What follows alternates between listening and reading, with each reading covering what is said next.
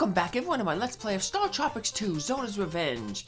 Mr. Tumnus finds himself once again underneath Sea Island. It's where he started his adventure in the last game.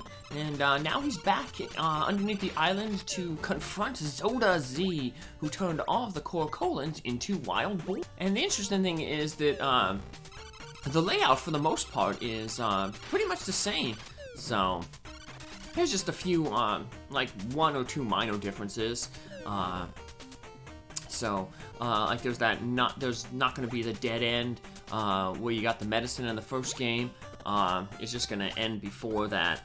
And then after the snake boss, yeah, the snake boss is going to make a reappearance again, but he's going to be like a zombie or a skeleton, so.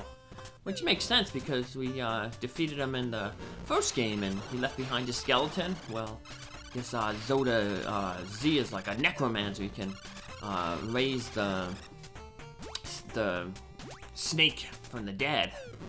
So we get the triple stars again. So that'll be a good sub-weapon for when we take on Zoda Y. He was the one that was in Transylvania, the owl monster. So we're gonna want to go on, get the medicine over to the right, which was like in the first Star Tropics. There was that little section over there, but that's where there was like I said, there was a dead end after the second room. There was a dead end room that was just pure water. So this one, the trap is going to be in the room above. So now there's a way to get through this room without taking any damage. You have to do a diagonal jump to the little sections where there's no spikes. Do 2 diagonal jumps, but I'm kind of bad at jumping, so I'm just gonna play it safe and just take the 2 damage. We'll have plenty of time to get hearts back, or I should say opportunities to get our hearts back. So, and I'll point them out in a little bit. So, but we're nearing the very end of this dungeon. As I spoiled it a little earlier. I'm gonna refight the snake boss from the first one, but he's picked up a few new tricks, I guess, from the afterlife. So, but then at the same time too, Mr. Tumnus has as well. So the platform's a little bit wider here to attack him from. So now he shoots 6 shots straight down. So after he shoots those 6 shots, you can go out there, hit him a few times. There's also a slight delay from when he opens his mouth to when he hits the first time. So I'm doing very, very poorly here. So I guess if you want, I guess I just have bad timing. You can use the 3 stars again, similar to the dragon boss, where he won't be able to hit you if you kind of position yourself slightly off center to him. And then you can hit him with the 3 stars, so. Now, yeah, we took a lot of damage, but we're gonna get an opportunity to heal ourselves up here, because we have this new little section after the snake boss. Now we have 3 routes we can go. The upper 2 routes tend to have a lot of hearts. I'm going to take the lower route because there's still some hearts there, and if you take the lower route, you can actually max out your medicines. We can get 9 medicines. So as long as we got those medicines from before. Now it's going to require hopping back a little bit. So sometimes we're going to have to fight these little arrows. Now unfortunately you can't return to a previous screen because when you land there's a slight delay. And the screen will pull you forward, so the conveyor belts will pull you forward to the next screen. So yeah, but now you see those spikes over there are are popping up. So you're gonna take damage there unless you go back a screen, and I'll show you here how you can't go back further than like as soon as you land. See, it pulls you right ahead, but you just want to head back real quick to the last screen so you can avoid those spikes. You just gotta watch because at that one section there's a conveyor belt that pulls you forward, and that will make a little loop, and it'll be you might miss time it and hit the spikes. So we have a big, massive boss rush here. Basically, pretty much all the major bosses, we have to fight one after another. But luckily, Mr. Tumnus is a lot stronger. He got the Ultra Psychic Shockwave, so we can attack some of these bosses from a greater distance. That makes some of the bosses much easier, especially like the Pharaoh head, which is going to be after the Scorpion here, because you know, the biggest problem with that one boss was he was always flying out of distance. We only had the bronze dagger at the time, and the regular psychic wave, but that was real short distance, so. But yeah, now we can pretty much just hang out here at the back. We don't even have to worry about really moving, and the Ultra Psychic Shockwave is going to hit this Pharaoh, so yeah, he gets much, much easier thanks to the Ultra Psychic Shockwave. So, we finish him off. And we get pulled down into the ground to fight another conveyor boss. Yep, Zoda X. We have to fight all the Zodas again, so. Including the new Zoda, Zoda Z. So actually, I kind of picked up a little bit of a new strategy for this guy. I kind of stick down because I have full range to hit pretty much everywhere. I'm sticking down toward the bottom. That way when he summons those flames, if he decides to summon them, the bottom flame isn't going to appear because it's going to be off screen. So, you can see depending on where you are, maybe only 2 flames will appear, so. So, yep, he's still being annoying though, and mainly using the flame attack. We want him to use that skull attack, because then he's vulnerable and it's much easier to dodge. So, but of course, Mr. Zoda is not being very, very cooperative. Ooh. So, we have plenty of medicine, but we don't want to use too much of our medicine. After the boss rush, before we fight Zoda Z, we're gonna get one of those power pills that are available in the first game that heal up your life entirely. So, if you can avoid using as much medicine as possible, but if you do drop below the 10 hearts, it's probably best to use a medicine so that you can get that Ultra Psychic Shockwave back. Get that distance shot again. So, now we got another tough boss, the Ghost Miner. But, whatchamacallit, we do not have any stars to help us out this time, so we just gotta make do with the Ultra Psychic Shockwave. And that was some pretty decent dodging there.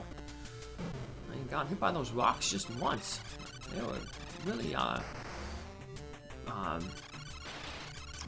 boxing Mr. Tumnus in there for a little bit there. I was afraid that Mr. Tumnus was going to get hurt, but he was lucky, so. Only 2 more bosses to go, Zoda Y and the dragon. So, not too much is going to change with the dragon, because we already had all this stuff when we fought the dragon. Zoda Y, though, we have a little bit, we now have the Ultra Psychic Shockwave, so you hit him from a little bit of a better distance. That'll make the first part of him a little bit easier. So, second as well, but once again we may want to use the 3 stars against him. That way we can take out the bats. Good job, Mr. Tumnus. Ooh, once again, thought Mr. Tumnus was going to dodge them all. So yeah, 3 stars are pretty good, because they have that, they shoot out 3, and they tend to be able to hit the bats that he releases. Those bats can be annoying because they block your shots, and of course they limit your movement as well. So, yeah, if I was worried about the Ultra Psychic Wave, I would reuse some medicine, but I'm using the 3 stars on that guy. And once again, we can use the 3 stars on the dragon. So, similar pattern, you know, he's just gonna march towards you. Now, one thing I didn't point out when I fought the dragon last time is when he lowers his head to shoot the flames, you no longer have to jump. to hit him. So you might have noticed there, I stopped jumping, and when he lowers his head, and he's on the same axis as you, so you can just spam away. So that's where I guess the Ultra Psychic Shockwave would be good, because it shoots such really fast, so you'll be able to get a lot of hits on, you know. But I'm trying to avoid using any of my medicines, because like I said, this is the last boss in the boss rush before we fight Zoda Z, so we'll be getting that medicine pill in the next room, so that medicine pill will fill our life up entirely, so let us save our medicine for the final boss. So we know it's Zoda Z. Alright, so there we go. Let's head on over here. And we have an empty room. What gives? Well, we'll get some tiles will appear. There we go, jump on them. One's gonna give us the block to open the door. The other one's gonna fill up our life. And now we have Zoda Z, a multi-part boss. The first part is like those ghosts in Transylvania, where only one is real, and we have to defeat that one. So he's a lighter shade of purple. We take him out, and then they will the remaining ones, the invincible ones, will reform into a Zoda Z. It's weird that they're invincible in this form, but when they form into Zoda Z, he's no longer invincible. So he's gonna look very familiar. Now there's really large projectiles that he shoots out there. If they hit you, they'll turn you into a boar. I guess that's what he used to turn all the Corocolans into boars. He must have shot him with those beams. So it kind of reminds me of Ninja Turtles, the arcade game, where Shredder, he uses a beam that if it hits you, it turns you into a little tiny turtle. And basically, you got to put in another quarter. So, yep. Actually, if you look around, Zoda kind of looks like Shredder a little bit. You know, you got the purple cape and the samurai-looking type armor. So I guess it's like the second Ninja Turtles kind of reference in the game. The first being remember, with the katana from Leonardo. So now Zoda Z turns into his final form. It's kind of like that purple dinosaur, but it's more menacing looking. It's like the purple dinosaur on a gym workout. So he picks up a few new attacks. He turns like a lighter purple, and he flies around, spins around, tries to make contact with you. In that form, he can't be damaged. He has that lightning form there where he hits his fist on the ground and lightning comes down. And then there's that one where he shoots the fire turret, the fire columns.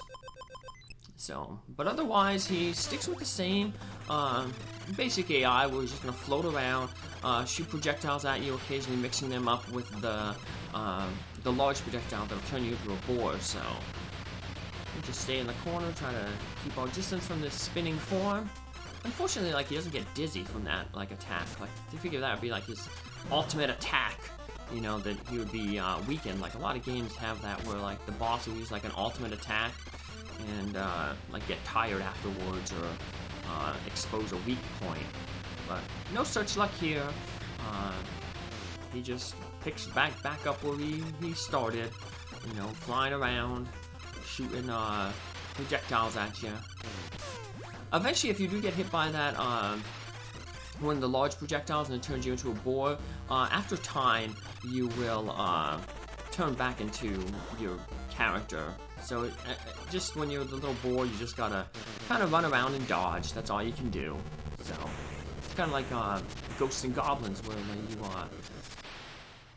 if you get hit by the magician's spell, you turn into basically you become vulnerable, turn into something like a duck or a frog or a princess, depending on what game you're playing. So, and speaking of princesses, Mr. Tumnus has done it. He has defeated Zoda Z, and awaiting him straight ahead is Princess Micah. What will she have to say to Mr. Tumnus, the hero, once again? Find out in the next episode and see the ending. Bye!